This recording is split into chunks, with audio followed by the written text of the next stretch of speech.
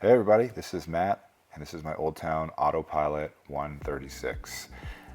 Real excited to do some of these videos. These are going to be a series of videos where we just kind of cover different features, maybe reasons that I left my last Pro Angler, the 360, and went to this kayak for 2024. I'm not trying to throw shame on Hobie or any other kayaks. This is why I chose this kayak and why I feel like this is the best fishing platform that I could have. So let's get into it. Today we're going to talk about the pedal steering, we're going to talk about the motor and the rudder. I think one of the things that you learn the more that you're in a kayak and the more that you kind of add on to it with accessories is that some of this minutia that's out there, it's like anything else, you know, the line you choose, the hook you choose, the rod you choose, it all affects how well you perform and honestly how much you enjoy being on the water. So getting into it first, the way I like to fish, I keep my graphs to one side. I like my motor to be low profile, and then my transducer is off the left. I like to fish off the left and the front side of the kayak, and I'll position myself to be able to do that. But hey, pedal steering is the first thing I want to talk about. First off, the rudder on this kayak, it's stout, it's responsive, and I didn't think that I would use pedal steering that much.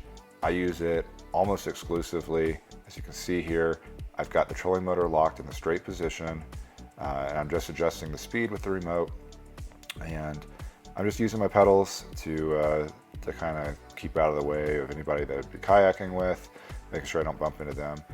I enjoy moving around the lake like this a lot more than, you know, coming down, hitting a rudder, you know, with my hand, having to control that, or jogging left and right with the remote. So hey, power steering or pedal steering, it's amazing. But let's get into some other things about this kayak, specific to the motor.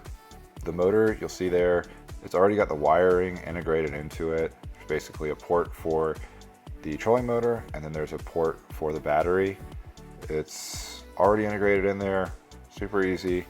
I love that, and I have tons of room between me and the motor's not all the way to the bow sticking out in front, so really like that. The next thing that we could talk about is just kind of the profile of this motor. As you'll see, it's way smaller than the XI3 trolling motor as far as how far that thing sticks up out of the water, and even the shaft seems to be, or the head seems to be a little bit smaller. So what I'm just showing here is, yeah, it's super stable to stand in this kayak. It is the most stable kayak that I've been in. But what I'm really trying to show here is, if I was fishing before with my Pro Angler and the XI3 up front, my rod tip would be hitting that that head for the trolling motor. I'd be restricting where I could cast, how far I could, you know, retrieve that lure in before having to kind of cancel it, and then just stay out of the way. And then heaven forbid you get grass or line up in your prop.